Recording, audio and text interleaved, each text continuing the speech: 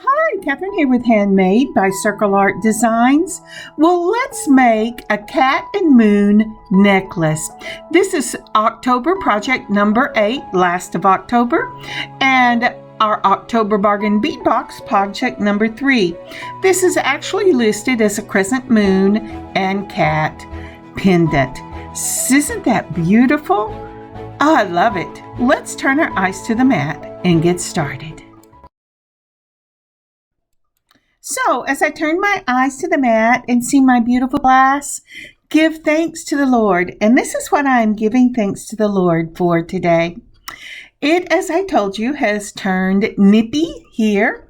And in the mornings, it's like been 40 degrees, which is wonderful because that means it warms up to 60. But at 40, my little dog is shivering, and so am I. And I was trying to remember, where did I put that little space heater? And I couldn't remember for the life of me. So why am I giving thanks to the Lord? Because as I turned around from my desk where I do the editing for this, I looked under the space where I put things away for winter, and there it was, right in the front. That is truly an amazing blessing, especially if you knew me. So what about you? What are you giving thanks to the Lord today for? All right, let's turn our eyes to the mat. All right, so we're starting out with the 7.5 by 11 millimeter crystal faceted chevron barrel beads in the black vitriol. At least vitriol is the way my Google says I say this. Now, aren't these pretty? They're really a black gray, but if you remember the black vitriol that we used in the English cut beads, also from the October Bargain Bead Box, you will know that this has a beautiful gold and purple flash to it. So we're going to be using a couple of these in the necklace, and then we're going to use the 6 by 7 millimeter beads again from, let's see if we can't get these out. These are bead caps. They're the dotted bead caps in the 6 millimeter, and I think these are just beautiful. And you say, well, are you going to use them with those barrel beads? I am, and they're going to look amazing when I get them put together. All right, so those are two things from the Bargain Bead Box. Again, another thing from the October Bargain Bead Box is the silver cat and moon, and that's why I said cat and moon. Although it's listed, isn't that pretty? Look at the stars on the back of that. This will be beautiful no matter which way it flips whenever you're wearing it. If you want one of these, they're still listed in the sister store Bead Box Bargain, and they are listed under Crescent Moon and Star. And we also are going to use this lovely chain. Isn't that pretty? This is also from the October Bargain Bead Box, and it is stainless steel, and I love it. Pulling from my own stash, I've got some silver-plated head pins I'm going to use. If I'd had stainless steel, I probably would have used those. I'm also going to pull out the silver-plated eye pins, and I think these are the ones I'm going to go with. I thought about clipping the others and just using my looper for both ends, but I think that I will go ahead, since my looper is so close to the same size as the loop and these eye pins. That will be what we do. Now, this will be a simple necklace. As I said, this is the last one for the October Bargain Bead Box, and I wanted to try to get this in either on Friday and Saturday. I won't know till I see it finished and edited and up. So I hope you're seeing this on Friday. Those were my loopers I'll be using and straight nose pliers. And as I said, this is going to be a simple piece because I wanted something. When my daughter saw this, besides the bats, and the bat pendant, which she made something herself with, she wanted this, and she wanted it simple enough that it could be worn all the time, because her goal is to die as that crazy cat lady when she gets very old. So here we go. So whenever I did that, this first piece I just put on with the bead cap, the barrel bead, the bead cap, and then made a loop. And I'm using my straight nose pliers to make sure that loop is closed and centered over the top of this. I can tell you that I will show you what I actually did in the next one, but I wanted to leave this in just in case you wanted to do, let's see, get it down there where they can see it, Kathryn. Oh, no, the bead cap. But when I saw it, I decided that that bead cap hole was too big for my eye pins. So I've pulled out some of my stainless steel 3mm in the spacer balls, and I put one of those on, and see, that looks so much better. It fits right up in the hole of that bead cap. Then I put on my bead cap, one of the faceted barrel beads, a bead cap, and another one of the 3mm spacer balls. And I really, really love this. Now to close this up, what I'm going to do is I'm going to go ahead and put that right up against that 3mm so there's no extra space.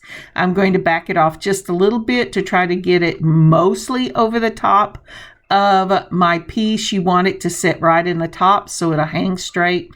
Then I go ahead and close it up with my straight nose pliers. I put it on the base. I back it off once it's touching, and then I'll go back in if it's still open, and I will close it up just like this with my chain nose pliers. And when I do that, it's taken up the extra space, and it has also put that loop right over the top of the bead. Now I'm going to do 4 of these total. There's the other one. I redid it, so they need 2 more. I'll see you in a minute. And here it is. Now, isn't that pretty? I love all of those beads. Now, I'm not going to use these for anything else. And we're going to start. I just love these. And so, as you can see, it is a 3mm, and then your cap, then your bead, a cap, and a 3mm. And I really like these to be tight with no extra space. And so really work on that when you are closing your loops. If you want to go ahead and do your own loop, that's awesome. But go ahead and make sure they're closed. Now, these are the little 3mm in the silver plated jump rings. I got these at Hobby Lobby, but a lot of places have the silver plated. And I wanted to use the smallest that I had because of the links in that chain. Now, depending on how much space you want between your beads is how long you're going to cut some chain off of the chain that came in the Bead Box Bargain, or Bargain Bead Box for October. I counted out my rings, and here I'm spacing it out, trying to decide about how far apart I want them. And you only need 3 for this unless you're adding more beads. My daughter is not a one that likes lots of flash for her everyday jewelry, and so I will only be putting 2 on each side. So I decided to go with 11 links if you're using the same chain I am. And so I'm going to count out the 11 links, and then I'm going to cut this with my flush cutters. And try to use flush cutters that aren't the best of your flush cutters, because this is stainless steel. And it's a little hard to cut, and you don't want it eating your good flush cutters. So again, I'm counting out. I'm going to put this in number 11, and I'm going to cut number 12. Let's see if I can get this. All right, I'm going to go right in. And once I can get it, oop, my hands are shaking. Oop, sorry about that. But once I can get it in that space, I will just cut on one side and then across. Let's see, right, almost. All right, I've got it there, and let's see if I can't get it across that so I can cut it just like that. So it's really a matter of getting it. Well, if you don't have shaky hands, it's probably not a matter at all. But it's making sure that you cut it all the way across so that it will come off evenly. And I have gone ahead and I have cut 3 of these in total. So once we do the chains, we're going to make sure this is closed up real well, just like that. And then we're going to go ahead and put this chain and your component with the barrel beads together. I'm holding these little bitty jump rings. Now they may be 4 millimeter, but I think they're 3.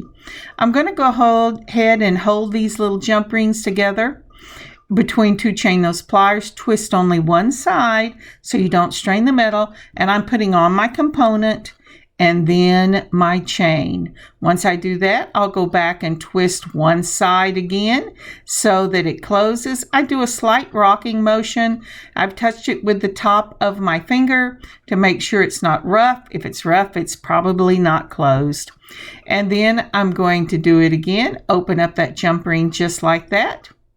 Oop, I was holding it backwards. All right, open up the jump ring just like that. I'm going to go ahead and put on my component again and make sure all of these are closed before you start this on both ends. And then I will, it said, ooh, it got away from you. I will slide that little chain on there and I will close it up again by only twisting one side. Give it a slight rock. Make sure it's closed. Let's see here. And then touch the top of it.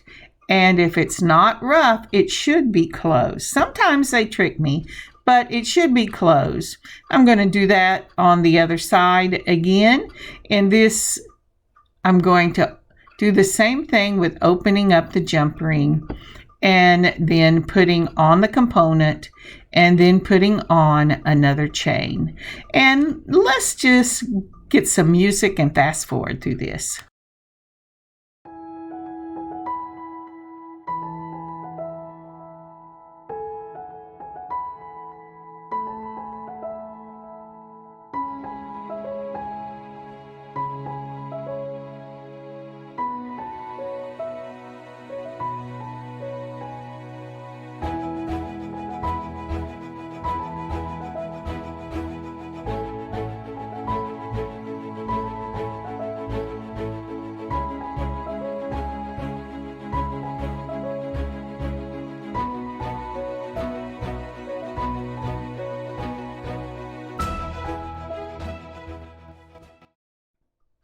All right, now we've got both sides together and we're going to have one of these little chains finished, and that's going to go right in the middle.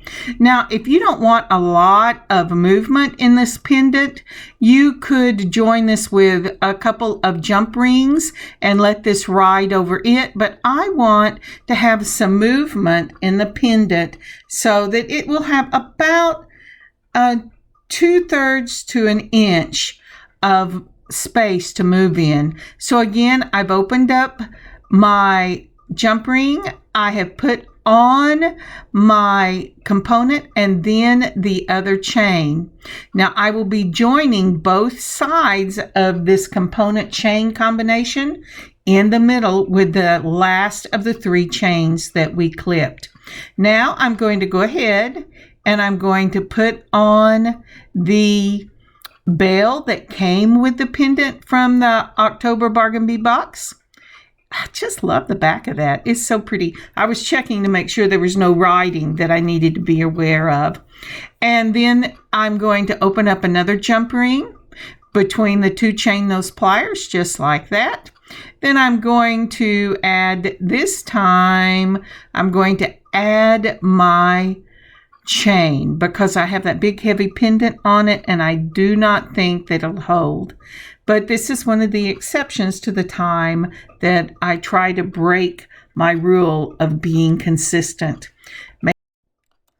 I should have said that I give myself permission not to keep my rule of being persistent in what I do. The reason persistence is important is that when it matters, if you've made that habit, then you get the same results on both sides. And this is the finished product for the center part, the beaded part of this piece.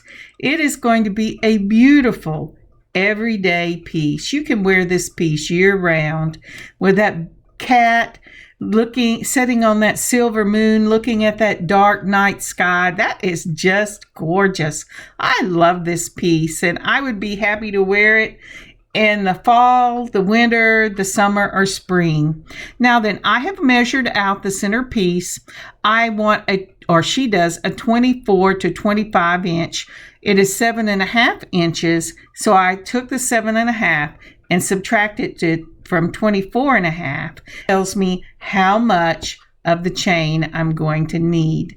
Now I was measuring it across. The ruler is up at the top, so you can't really see what I'm doing, but I have measured it out and I know exactly which one of the links I need to cut. And again, we want to try to cut across and always turn to your mat. Sometimes I get in a hurry and I don't, but you don't want anything flying up into your eye. That would be awful. And so if you have, especially if you have one of these type of mats, a cloth mat or a soft mat, and you turn that into it, the fibers will catch it when it's flying. At least they do in the mat that I have.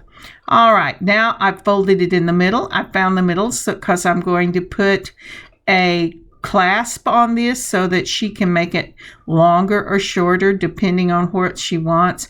And I am really having an issue catching that little link here. But I'm going to go ahead and get it. And once I get it, let's see here. I'm going to hold it with I'm covering it with my thumb because I'm really having a hard time. And then I turned it towards the mat so that it would fall away. Let's get the nasty little pieces out of the way and into the trash. All right, so the stainless steel is cut. I have cut it the same length on both sides. And now I am ready for us to go ahead and join this to the top.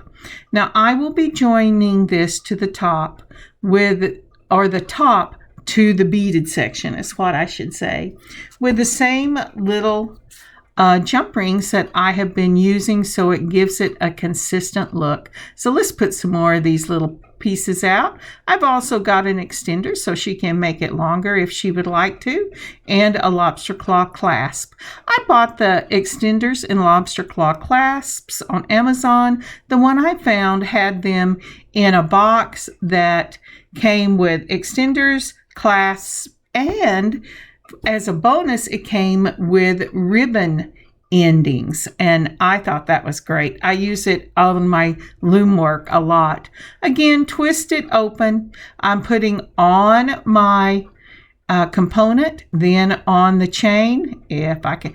And this is one of the things when you're using these little chains, sometimes more than one or one just up from where you want to be will jump on that chain. And so you need to be very careful. I got a whole piece done, got ready to take pictures and looked at it, and it was uneven and I couldn't figure out why. And when I really got looking, I had captured the second one up instead of the first one whenever I put the little bitty jump rings on. And I was so sad, but you know, it's an easy fix. It just takes a little time. All right, we're going to do the same thing on the other side. And again, it's just opening it with a twist of the wrist. As long as you get the little slot at the top, which sometimes I don't. I have to admit that I have magnifiers that I wear over my glasses sometimes when I'm doing little bitty work, and sometimes I just don't want to mess with it, and that's when I make a lot of mistakes because I am not being patient with myself. Okay, component went on, then your chain went on, and then we're going to close this up again and rock it. Now, I am using one of the pliers, of the chain nose pliers with ridges. You have to be very careful when you're doing that. so that it doesn't scratch your material. But I find that I have to have them because my hands shake too much. The other side, I just use it with a smooth finish. All right, I've got these on both sides. I'm going to again take my chain nose pliers and my curved nose pliers, twist it open, and now I am going to take one end, and this depends on whether you're left-handed or right-handed when you're making your own jewelry. When I'm making something for me, I want my clasp on my left side. When I'm making something for my daughter, I want the clasp on the right side. So that's some little things that you need to consider when you're making your own pieces or when you're making them to give to someone else. Okay, I've got the chain on the jump ring, and now I'm putting on the extender. And you will notice this extender is on your left side because I'm giving this to my daughter who is right-handed. I didn't even realize this till I had been making jewelry for several years, and one day she came in at Christmas time and she said, "Mom, before I take this, would you mind if we just took your chain nose pliers and switched the lobster claw clasp around?" And I said, "Well, sure. Why?" And she said, "Because I'm a righty and not a lefty." And so just like we did the other, you opened up your jump ring, you put on your lobster claw clasp, and then closed it up. And this enables you to move the length of this any way you want it. Now, isn't that a pretty piece? It's simple. It can be paired with other pieces, and it is just beautiful.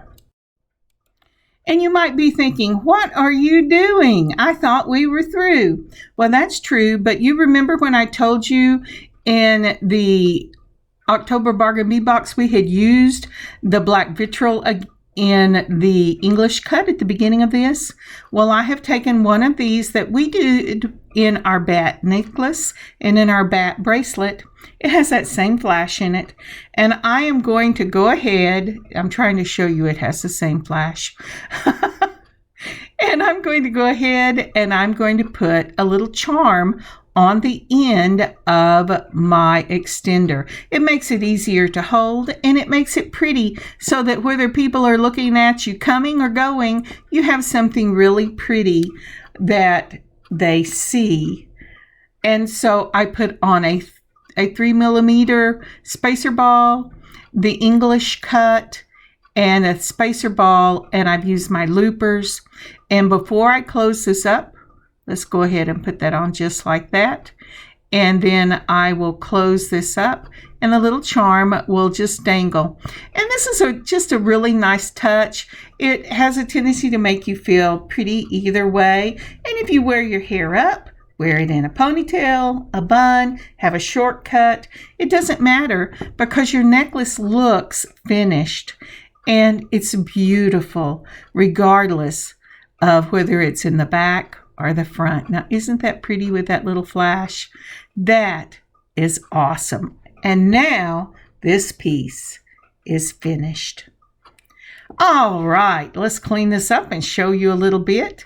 Oh, I twisted it all around. Isn't that pretty? Now, do you see how it's moving back and forth in that spot? Like I said, if you do not want it to do that, you need to cut your middle chain or just use jump rings to join it. But I really love it. This is a beautiful piece. Now, I am going to try to get some pictures where my light is not reflecting in the dark black of that pendant. But I tell you, I took quite a few pictures before I got enough to show you that did not have the ring of my light reflecting on it. That's how dark this black glass is. And it is truly stunning because you've got that silver just setting, floating on the top of it is what it looks like it's doing. Now, isn't that pretty? I just love that. And you can also see the flash when I hold it back and forth in those barrel beads. And here are some pictures. Thank you so very much for joining me in this last project of October. This is so much fun. The pendant is in the sister store of Bargain Bead Box, Bead Box Bargain, but I did not see the barrel beads. But any barrel bead will work with this. Have a wonderful All Hallows Eve and All Saints Day, and I will see you next week. God bless you. God keep you safe. Kathryn, Handmade by Circle Art Designs. God bless y'all. Happy beading.